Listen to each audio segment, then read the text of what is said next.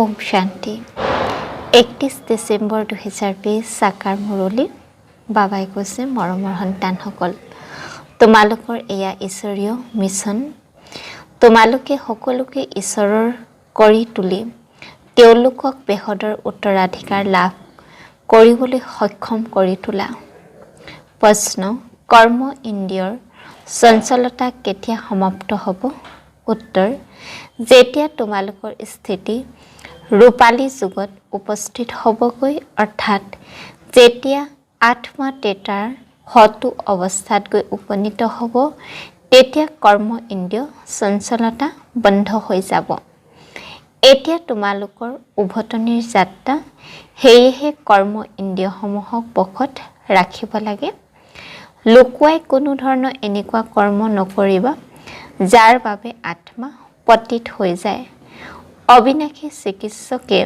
তোমালোকক যি সংযমৰ বিষয় শুনাই আছে সেইমতে চলি থাকা আজি গীত চেহেৰা চাই লোৱা প্ৰাণী ওম শান্তি আত্মিক সন্তানসকলক আত্মিক পিতাই বুজাই আছে কেৱল তোমালোক সন্তানসকলকে নহয় যিসকল আত্মিক সন্তান প্ৰজাপিতা ব্ৰহ্মা মুখ বংশাৱলী হয় তেওঁলোকে জানে আমাক ব্ৰাহ্মণ সকলকে পিতাই বুজায়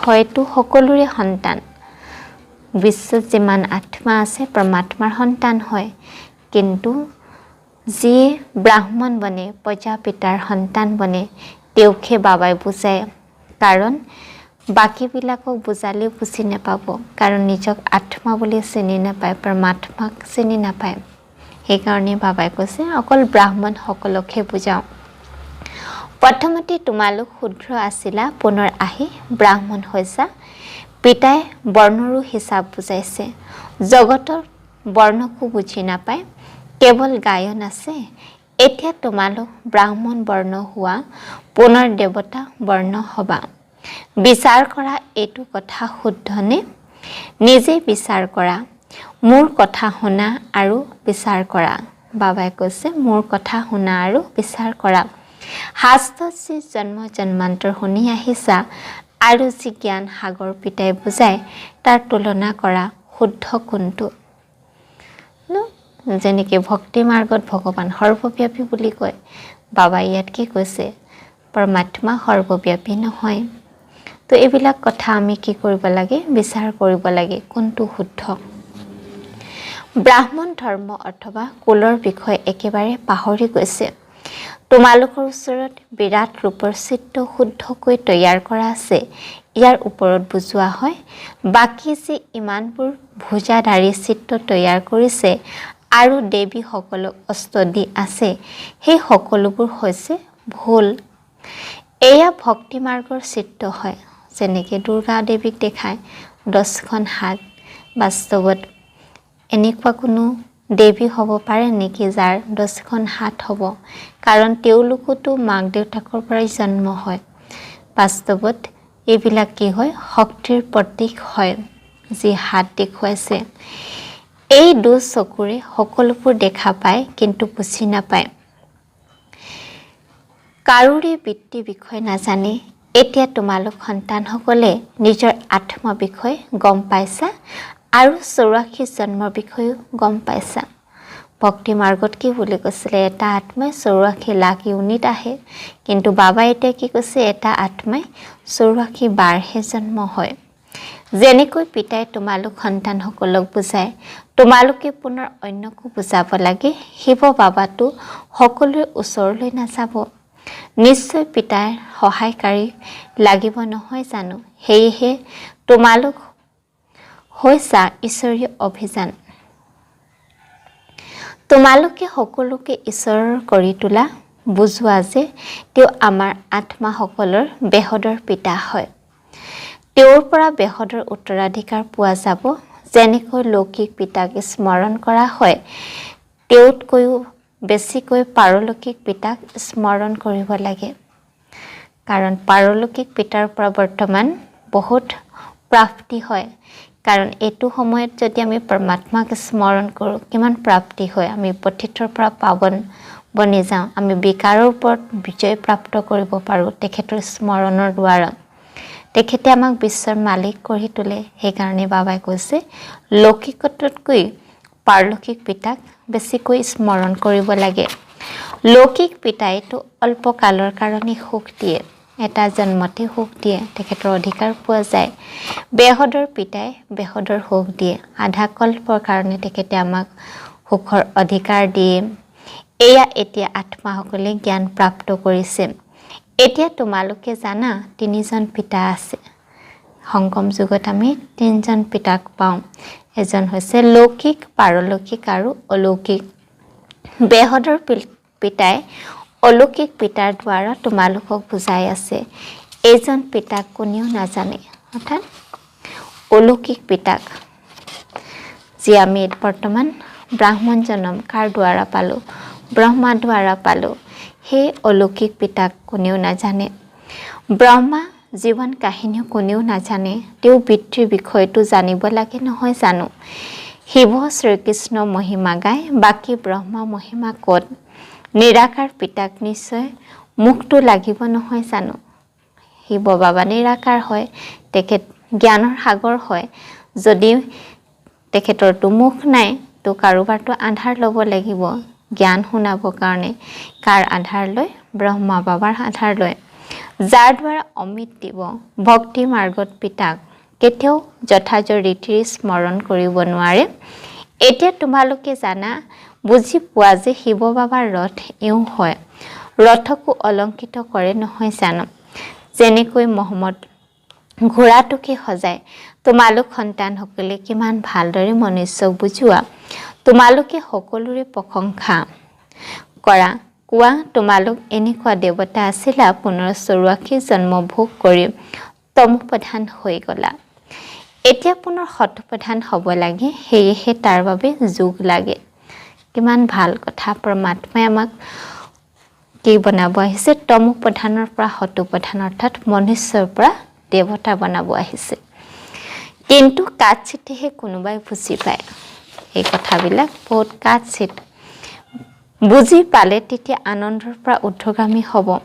বুজাও তাও সকলটো আৰু হে পাৰা ঊৰ্ধ্বগামী হয় বেহদৰ পিতাৰ পৰিচয় দিয়াটো জানো কিবা সৰু কথা বুজি নাপায় কয় এয়া কেনেকৈ হ'ব পাৰে বেহদৰ পিতা জীৱন কাহিনী শুনায় এতিয়া পিতাই কয় সন্তানসকল পবিত্ৰ হোৱা অৰ্থাৎ পাৱন হোৱা তোমালোকে আবাহন কৰিছিলা নহয় যে সেই পতিত পাৱন আহা গীতাটো মনমনা ভৱ শব্দটি আছে কিন্তু তাৰ বুজনি কাৰো ওচৰত নাই পিতাই আত্মাৰো জ্ঞান কিমান স্পষ্টকৈ বুজায় কোনো শাস্ত্ৰতে এই কথাবোৰ নাই আমি প্ৰত্যেকে আত্মা হয় আত্মা ইমান সূক্ষ্ম অজৰ অমৰ অবিনাশী কেনেকৈ 84 জন্ম আমি লওঁ সেইবিলাক কথা শাস্ত্ৰত পঢ়িবলৈ পোৱা নাযায় যদিও কয় আত্মা বিন্দু হয় ভুকুটিৰ মাজত তৰাৰ দৰে থাকে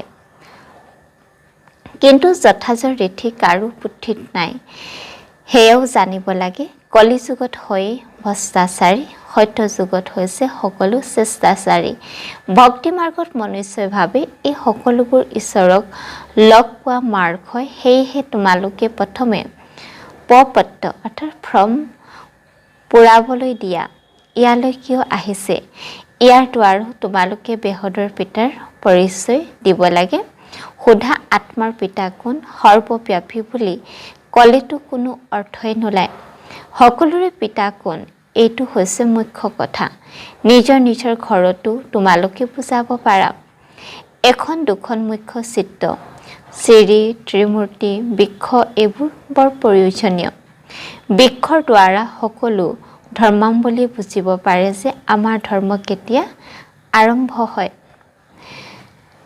আমি এইটো হিচাপত স্বৰ্গলৈ যাব পাৰিমনে যিসকল আহে পাছত তেওঁলোকতো স্বৰ্গলৈ যাব নোৱাৰে যিবিলাক দ্বাপৰৰ পৰা আহে তেওঁলোকে স্বৰ্গলৈ যাব নোৱাৰে তেওঁলোকৰ পাৰ্ট ফিক্স হৈ থাকে বাকী শান্তিধামলৈ যাব পাৰিব বৃক্ষৰ চিত্ৰ দ্বাৰাও বহুত স্পষ্ট হৈ যায় যি ধৰ্ম পাছত আহিছে তেওঁলোকৰ আত্মাই নিশ্চয় ওপৰত গৈ বিৰাজমান হ'ব।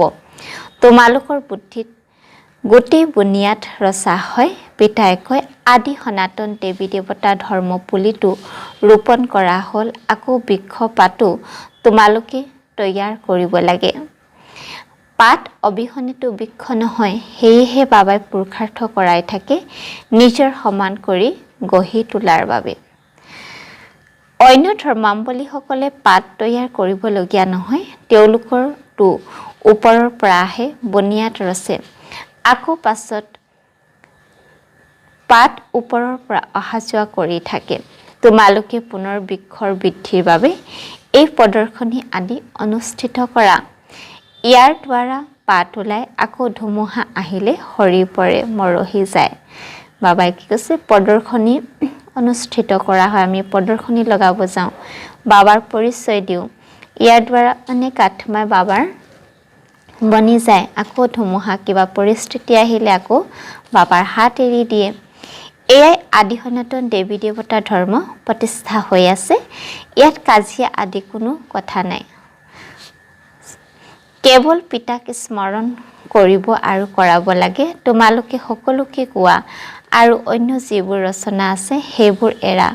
ৰচনাৰ পৰা কেতিয়াও উত্তৰাধিকাৰ পোৱা নাযায়। ৰচয়িতা পিতাকে স্মৰণ কৰিব লাগে, অন্য কাৰো স্মৃতি আনিব নালাগে। পিতাৰ হৈ জ্ঞানত আহি যদি আকৌ কোনো এনেকুৱা কৰ্ম কৰা, তেতিয়া শিৰত তাৰ বোজা বহুত হৈ যায়।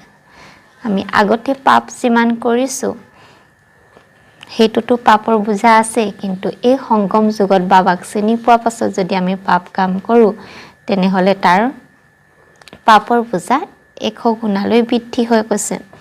পিতা পাৱন কৰি তুলিবলৈ আহে আৰু পুনৰ এনেকুৱা কৰ্ম কৰিলে তেতিয়া আৰুহে পতিত হৈ যায়। সেয়েহে বাবাই কয়, এনেকুৱা কোনো কৰ্ম নকৰিবা যাৰ দ্বাৰা লোকচান হয়, পিতাৰ গ্লানি হয় নহয় জানো। এনেকুৱা কৰ্ম নকৰিবা যাতে বিকৰ্ম বেছি হৈ যায়। সংযমো ৰাখিব লাগে। দৰৱ আদি ক্ষেত্ৰতো সংযম ৰখা হয়। চিকিৎসকে কয় এই টেঙা আদি খাব নালাগে।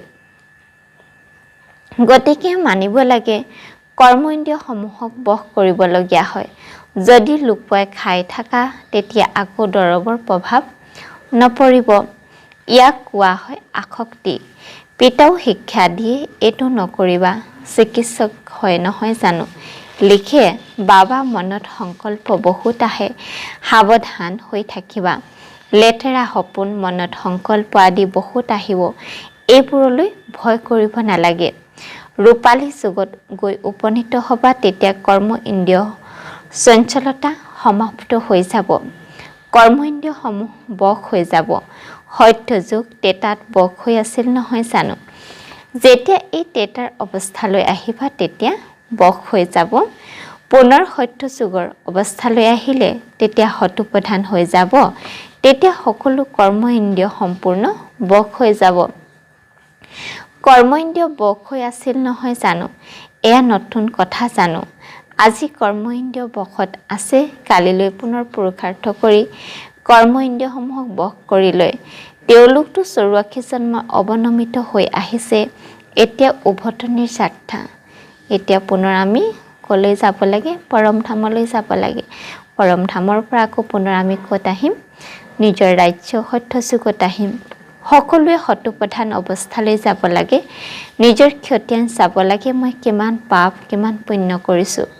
পিতাক স্মৰণ কৰি কৰি লোহৰ যুগৰ পৰা সোণালী যুগত গৈ উপস্থিত হ'ম। তেতিয়া কৰ্ম ইন্দ্ৰিয় বশ হৈ যাব। তেতিয়া তোমালোকৰ অনুভৱ হ'ব এতিয়া কোনো ধুমুহা নাহে। সেয়া অৱস্থাও আহিব। বাবাই কৈছে সেয়া অৱস্থাও আহিব। সেইকাৰণে বেয়া সংকল্প আহিলেও, সপোন বেয়া দেখিলেও ভয় খাব নালাগে। পুনৰ সোণালী যুগলৈ গুচি যাবাগৈ। পৰিশ্ৰম কৰি পাৱন হ'লে আনন্দৰ পাৰাও ঊৰ্ধ্বগামী হ'ব। যিয়ে আহে তেওঁক বুজাব লাগে। কেনেকৈ তোমালোকে 84 জন্ম ল'লা? যিয়ে 84 জন্ম লৈছে তেওঁৱে বুজিব। ক'ব এতিয়া পিতাক স্মৰণ কৰি মালিক হ'ব লাগে। 84 জন্মক যদি বুজি নাপায়, তেন্তে চাগৈ ৰাজ্য ভাগ্যৰ মালিক হোৱা নাই। আমিতো সাহস দিওঁ, ভাল কথা শুনাওঁ। তোমালোক অৱনমিত হৈ যোৱা। যিয়ে 84 জন্ম লৈছে তেওঁ তৎক্ষণাৎ স্মৃতিলৈ আহিব। পিতাই কয়, তোমালোক শান্তিধামত পবিত্ৰটো আছিলা নহয় জানো? এতিয়া পুনৰ তোমালোকক শান্তিধাম সুখধামলৈ যোৱাৰ পথ দেখুওৱা। অন্য কোনেও পথ দেখুৱাব নোৱাৰে। পৰমধাম কেনেকৈ যাব লাগে, বাস্তৱত পৰমধাম কি হয় সেইটো আন কোনেও ক'ব নোৱাৰে। শান্তিধামলৈ পবিত্ৰ আত্মাইহে যাব পাৰে। যিমানে বিকাৰৰ লেপ আঁতৰি যাব সিমানে উচ্চ পদ পাবা। যিয়ে যিমান পুৰুষাৰ্থ কৰিব, পুৰুষাৰ্থ আধাৰতে আমি সত্য যুগত আমাৰ পদ হ'ব। প্ৰত্যেকৰে পুৰুষাৰ্থ তোমালোকে দেখি আছা। বাবাও বহুত ভাল সহায় কৰে। এওঁতো যেন পুৰণা সন্তান। প্ৰত্যেকৰে নাড়ী স্পন্দন বুজি পোৱা যায়। যি যিমান হ'ব তেওঁ তৎক্ষণাৎ বুজি পাব। বেহদৰ পিতা হয়, তেওঁৰ পৰা নিশ্চয় স্বৰ্গৰ উত্তৰাধিকাৰী পাব লাগে। পাইছিলোঁ, এতিয়া নাই, পুনৰ পাই আছোঁ। লক্ষ্য উদ্দেশ্য সন্মুখত আছে। পিতাই যেতিয়া স্বৰ্গ স্থাপনা কৰিছিল তোমালোক স্বৰ্গৰ মালিক আছিলা। পুনৰ 84 জন্ম লৈ তললৈ নামি আহিলা। এতিয়া এয়া হৈছে তোমালোকৰ অন্তিম যাত্ৰা। ইতিহাস পুনৰাবৃত্তিটো নিশ্চয় হ'ব লাগে নহয় জানো? তোমালোকে গোটেই 84 হিচাপ শুনোৱা। যিমানে বুজি পাব সিমানে পাত তৈয়াৰ হৈ যাব। তোমালোকেও বহুতকে নিজৰ সমান কৰি গঢ়ি তোলা নহয় জানো? তোমালোকে ক'বা আমি আহিছোঁ গোটেই বিশ্বক মায়াৰ শিকলিৰ পৰা মুক্ত কৰিবলৈ। পিতাই কয়, মই সকলোকে ৰাৱণৰ পৰা মুক্ত কৰিবলৈ আহোঁ। তোমালোক সন্তানসকলেও বুজি পোৱা যে পিতাৰ জ্ঞান সাগৰ হয়। তোমালোকেও জ্ঞান প্ৰাপ্ত কৰি মাষ্টৰ জ্ঞান সাগৰ হোৱা নহয় জানো? জ্ঞান বেলেগ, ভক্তি বেলেগ। তোমালোকে জানা ভাৰতৰ প্ৰাচীন ৰাজযোগ পিতাইহে শিকায়। ভাৰতৰ প্ৰাচীন ৰাজযোগ কি শিকায়? নিজকে আত্মা বুলি ভাবি পৰমাত্মাকে স্মৰণ কৰিবলৈ। কোনো মনুষ্যই শিকাবই নোৱাৰে, কাৰণ তেওঁলোক দেহী অভিমানী। দেহী অভিমানী কেনেকৈ আত্ম অভিমানী হ'বলৈ শিকাব? কিন্তু এইটো কথা সকলোকে কেনেকৈ কোৱা যায়? ইয়াততো অসুৰৰ বিঘন বহুত পৰে। আগতে বুজিছিলা যে কিজানি কোনোবাই আৱৰ্জনা পেলায়। এতিয়া বুজি পোৱা এই বিঘন কেনেকৈ আনে। একো নতুন কথা নহয়। কল্প পূৰ্বেও এয়া হৈছিল। তোমালোকৰ বুদ্ধিত এই গোটেই চক্ৰ ঘূৰি থাকে। বাবাই আমাক সৃষ্টি আদি মধ্য অন্তৰ ৰহস্য বুজাই আছে। বাবাই আমাক প্ৰকাশ কুঞ্জৰো উপাধি দিয়ে, লাইট হাউচৰ উপাধি দিয়ে। এটা চকুত শান্তিধাম, আনটো চকুত মুক্তি জীৱন মুক্তিধাম। তোমালোক শান্তিধামলৈ গৈ আকৌ সুখধামলৈ আহিব লাগে। এইখন হৈছে দুখধাম। পিতাই কয়, এই চকুৰে তোমালোকে যি দেখা পোৱা সেইবোৰ পাহৰি যোৱা। নিজৰ শান্তিধামক স্মৰণ কৰা। আত্মাই নিজৰ পিতাক স্মৰণ কৰিব লাগে। ইয়াকে অবিবেচাৰী যোগ বুলি কোৱা হয়। জ্ঞানো এজন পিতাই শুনাব লাগে। সেয়া হ'ল অবিবেচাৰী জ্ঞান। স্মৰণকো এজনক কৰা, মোৰতো এজনেই, দ্বিতীয় আৰু কোনো নাই। যেতিয়ালৈকে নিজক আত্মা বুলি নিশ্চয় নকৰা তেতিয়ালৈকে এজন পিতা স্মৃতিলৈ নাহিব। আত্মাই কয়, মইতো এজন বাবাৰহে হ'ম। মই পিতাৰ ওচৰলৈ যাব লাগে। এই শৰীৰটো পুৰণা জৰাজীৰ্ণ, ইয়াৰ প্ৰতি মোহ নাৰাখিবা। যেনেকৈ পুৰণা বস্তুৰ প্ৰতি আমাৰ মোহ নাথাকে, ঠিক তেনেদৰে এই শৰীৰটো পুৰণা হ'ল। সেইকাৰণে বাবাই কৈছে মোহ নাৰাখিবা। এয়া জ্ঞানৰ কথা। এনেকুৱা নহয় যে শৰীৰ যত্ন নল'বা, এনেকুৱা নহয় যে শৰীৰ যত্ন ল'ব নালাগে, কিন্তু মোহ ৰাখিব নাইকোৱা। ভিতৰি বুজিব লাগে এয়া পুৰণা শৰীৰ, ইয়াকতো এতিয়া এৰিব লাগে। তোমালোকৰ হৈছে বেহদৰ সন্ন্যাস। তেওঁলোকতো জংঘললৈ গুচি যায়। তোমালোক ঘৰত থাকি স্মৃতিত থাকিব লাগে। স্মৃতিত থাকি থাকি তোমালোকেও শৰীৰ এৰিব পাৰা। য'তেই নাথাকে কিয় তোমালোকে পিতাক স্মৰণ কৰা। স্মৃতিত থাকিলে স্বৰ্দৰ্শন চক্ৰধাৰী হ'লে তেতিয়া য'তেই নাথাকা তোমালোকে উচ্চ পদ পাই যাবা যিমানেই ব্যক্তিগতভাৱে পৰিশ্ৰম কৰিবা সিমানেই পদ পাবা ঘৰত থাকিও স্মৃতি যাত্ৰাত থাকিব লাগে এতিয়া অন্তিম ফলাফললৈ অলপ সময় বাকী আছে আকৌ নতুন সৃষ্টিও তৈয়াৰ লাগে নহয় জানো এতিয়া কৰ্মাতীত অৱস্থা হৈ গ'লেতো সূক্ষ্ম বতনত থাকিবলগীয়া হয় সূক্ষ্ম বতনত থাকিও পুনৰ্জন্ম ল'বলগীয়া হয় আগলৈ গৈ তোমালোকৰ সকলো সাক্ষাৎকাৰ হ'ব ভাল বাৰু অতি মৰমৰ কল্পৰ পাছত পুনৰাই লগ পোৱা সন্তানসকলৰ প্ৰতি মাতা পিতা বাপ দাদা স্নেহপূৰ্ণ স্মৰণ আৰু সুপ্ৰভাত আত্মিক পিতাৰ আত্মিক সন্তানসকলক নমস্কাৰ ধাৰণাৰ বাবে মুখ্য হাৰত কৈছে এজন পিতাৰ পৰাহে শুনিব লাগে এজনেৰে অবিবেচাৰি স্মৃতিত থাকিব লাগে ভক্তিমাৰ্গ যেনেকৈ আজি হনুমানক কাইলৈ দুৰ্গা দেৱীক এনেকৈ স্মৰণ কৰি থাকে কিন্তু বাবাই ইয়াত কি কৈছে এজন অবিবেচাৰি এজন পিতাকে স্মৰণ কৰিব লাগে এই শৰীৰৰ যত্ন ল'ব লাগে কিন্তু মমত্ব অৰ্থাৎ মোহ ৰাখিব নালাগে 2 নম্বৰত কৈছে পিতাই যি সংযমৰ বিষয়ে কৈছে সেয়া পুৰা পালন কৰিব লাগে এনেকুৱা কোনো কৰ্ম কৰিব নালাগে যাতে পিতাৰ গ্লানি হয় পাপৰ হিচাপ জমা হয় নিজৰ লোকচান কৰিব নালাগে বৰদান নিজৰ বিশাল বুদ্ধিৰূপী চন্দকৰ পৰা জ্ঞান ৰতন দান কৰোতা মহাদানী হোৱা বিস্তাৰত কৈছে বুদ্ধি সকলো কৰ্ম ইন্দ্ৰিয়ৰ ভিতৰত শিৰোমণি অৰ্থাৎ আটাইতকৈ উচ্চ বুলি গায়ন কৰা হৈছে যিসকল বিশাল বুদ্ধি হয় অৰ্থাৎ যিসকলৰ বুদ্ধি তীক্ষ্ণ তেওঁলোকৰ মস্তক সদায় জিলিকি থাকে কিয়নো বুদ্ধিৰূপী চন্দকত সকলো জ্ঞান ভৰপূৰ হৈ আছে তেওঁলোকে নিজৰ বুদ্ধিৰূপী চন্দকৰ পৰা জ্ঞান ৰতন দান কৰি মহাদানী হৈ যায় তোমালোকে বুদ্ধিক সদায় জ্ঞানৰ ভোজন দি থাকা বুদ্ধি যদি জ্ঞান বলৰ দ্বাৰা ভৰপূৰ হয় তেন্তে প্ৰকৃতিকো যোগ বলৰ দ্বাৰা ঠিক কৰি লয় সৰ্বোত্তম বুদ্ধি সকলে সম্পূৰ্ণ জ্ঞানেৰে সৰ্বোত্তম উপাৰ্জন কৰি বৈকুণ্ঠৰ সাম্ৰাজ্য অৰ্থাৎ বাদশাহী লাভ কৰে শ্লোগান শক্তি স্বৰূপ স্থিতি অনুভৱ কৰিবলৈ হলে সংকল্প গতিক ধীৰ স্থিৰ কৰি তোলা ওম শান্তি